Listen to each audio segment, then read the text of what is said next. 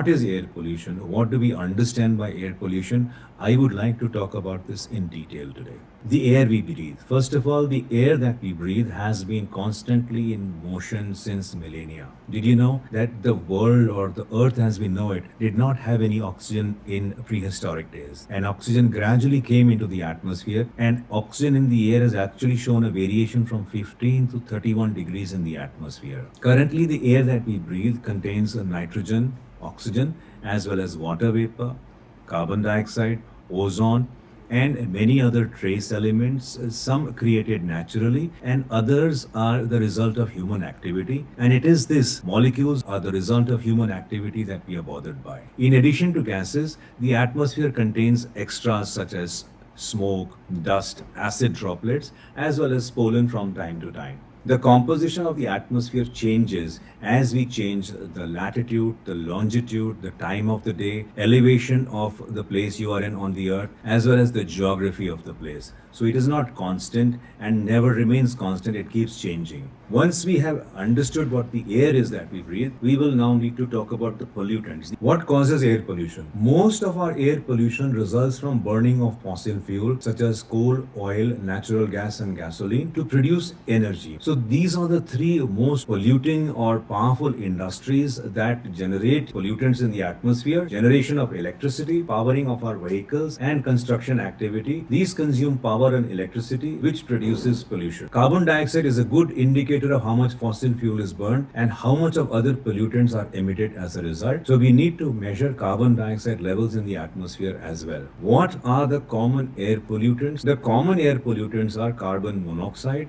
ground level ozone, lead, nitrogen dioxide, particulate matter, and sulfur dioxide. And we will talk about these so that you understand where are they generated from and what are their ill effects on your body. Talking individually, carbon monoxide comes from fuel combustion from vehicles and engines. And what does it do? It reduces the amount of oxygen reaches the body's organs and tissues and aggravates heart disease. Lead comes from smelting and other metal industries. And what does it do? It damages your nervous system, it damages the developing body, it causes cardiovascular and renal effects in the elderly. It may cause anemia and may cause memory and behavior problems in children. The other air pollutants are ground level ozone, also called O3. It is a secondary pollutant formed by chemical reaction of volatile organic compounds and nitrous oxide in the presence of sunlight. It will affect your lungs and decrease your lung function. The other important pollutant is nitrogen dioxide. It is created by wood burning, fuel combustion, and industrial boilers in vehicles and will worsen your lung disease and cause your lung function to become weaker. The next pollutant we talk about is sulfur dioxide, which comes from high sulfur fuel consumption, electric utilities, and of course from volcanic eruptions, and aggravates asthma. The one that we are most concerned about and which our monitors read regularly is particulate matter in the atmosphere, and this is created by chemical reactions, fuel consumption, farming like plowing and field burning, road construction activities, and building. It causes serious health effects including respiratory and cardiovascular problems, irritation of eyes, nose, and throat, headache, nausea, lung cancer, heart disease, and many other problems in the human body. It has been realized that air pollutants and particulate matter will affect practically every organ of the body and damage it to some extent or the other. Even in particulate matter, there is PM 2.5 versus PM 10. And why they are dangerous is because the human body does not have enough filtration or cilia to prevent us from inhaling these harmful particles, and hence their side effects are produced up to the lungs to cause all the damage that they do. Fine particle 2.5 is actually 2.5 micrometer. It can be 2.5 or smaller, can only be seen by an electron microscope. It is produced by all types of combustion like vehicle, power plants, wood burning, forest fire, as well as some industrial processes, and reaches the lungs to cause serious side effects. Coarse dust particles 2.5 to 10 micrometers are caused by crushing or grinding operation or dust from roads and construction and are equally harmful. So 2.5 versus 10, that's the difference between these two types of particulate matters. How bad is it?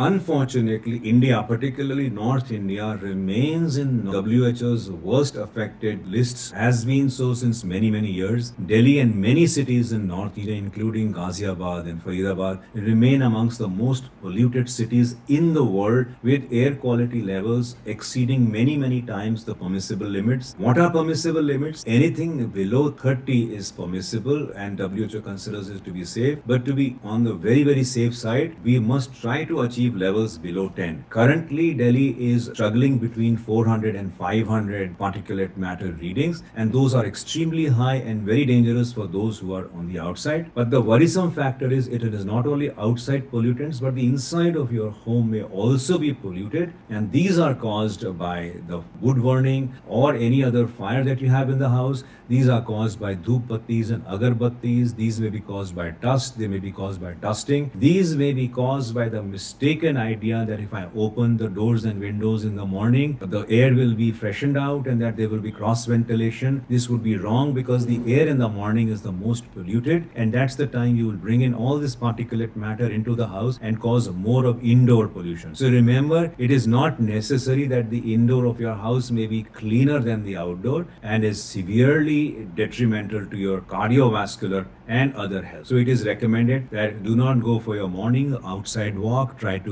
walk indoors or in clean places. Go for a walk in the late afternoon hours where the air is slightly safer. Use a mask possible. Be safe and be healthy this winter, because the air quality levels are really poor again, and we would want you to be safe from the ill effects of air pollution.